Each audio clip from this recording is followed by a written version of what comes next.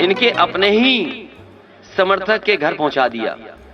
जो छापा पड़ा है वो भारतीय जनता पार्टी बता सकती है कि आज पैसा उनके पास है, अधिकारी उनके पास है, विभाग उनका है, कि आखिरकार ये पैसा वहां कैसे पहुंचा नोटबंदी के समय, और नोटबंदी नाकाम हुई कि नहीं हुई। जीएसटी जैसी जो व्यवस्था लागू की थी, क्या जीएसटी का ये हाल होगा कि लोग पैसा इतना इकट्ठा कर लेंगे?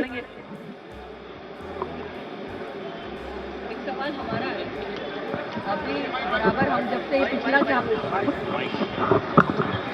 से ये पिछला छापा पड़ा है तब से आपके लगातार बयान आ रहे हैं मीडिया के ऊपर, टीवी के ऊपर, कि पीजैन का कंफ्यूजन हो गया, जाना था उधर चले गए उधर।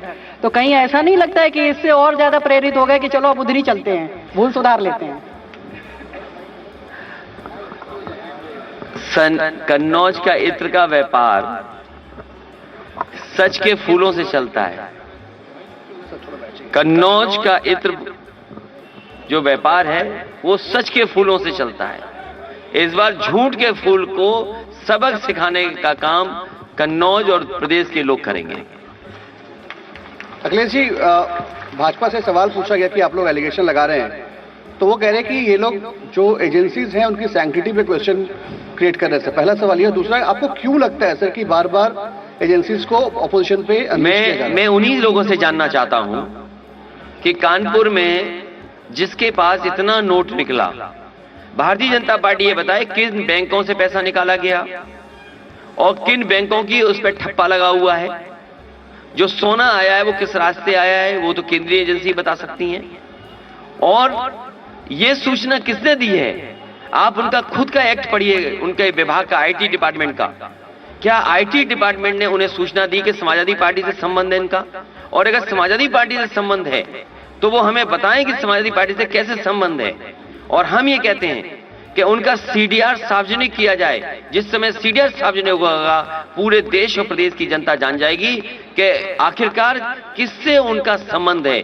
तो जो भारतीय जनता पार्टी के लोग समाजवादी पार्टी से संबंध बता रहे थे वो ये बताएं कि आधार क्या है, जिसमें प्रधानमंत्री से लेकर के देश के, होम मिनिस्टर से लेकर के देश के, उनके बड़े बड़े मुख्यमंत्री से लेकर के और छोटे छोटे नेता भी, वो भी यही बात कह रहे थे कि कन्नौज का इत्र व्यापारी समाजवादी पार्टी से जुड़ा हुआ है। जब उन्हें पता लग गया है, उनकी बदनामी हो गई, दुनिया में, देश में बदनामी हो गई, इसलिए उन्होंने खिसिया करके, ये खिसिया के छापा मारा है कि कम से कम यहां तो छापा मार करके कुछ बदनाम कर लें। सर, एक महत्वपूर्ण सवाल है कोरोना पे सर, की कोरोना को लेके आपके क्या विचार हैं? क्योंकि जिस तरह से इलेक्शन कमीशन ने बोला कि पार्टियों ने हमें ये बोला कि चुनाव समय पे होने चाहिए कोरोना गाइडलाइन फॉलो करते हुए, देखिए अभी क्या विचार है सर? वो अभी विषय पे बदलिए मत, आपको भी ये विषय मत बदलिए। विषय है इत्र वाला। इत्र से न जाने कितने परिवार जुड़े हुए हैं।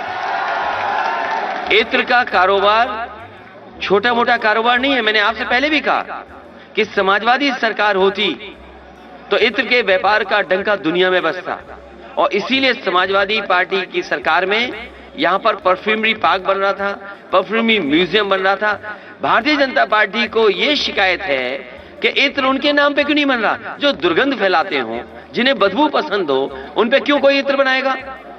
उन्हें शिकायत इसलिए है कि समाजवादी लोगों ने या समाजवादी पार्टी से जुड़े हुए लोग कोई इनोवेटिव काम क्यों कर रहे हैं, कोई नया काम क्यों कर रहे हैं, कोई पॉलिटिकल पार्टी पर इत्र कैसे बना सकता है? ये शिकायत है उन्हें कि आखिरकार पॉलिटिकल पार्टी के नाम पर इत्र क्यों बना दिया, समाजवादी इत्र क्यों बन गया, अखिलेश जी के नाम पर इत्र क्यों नहीं बन गया? वो चाहते थे कि बदबू वाला इत्र उनके नाम पे बन जाता कोई पहले।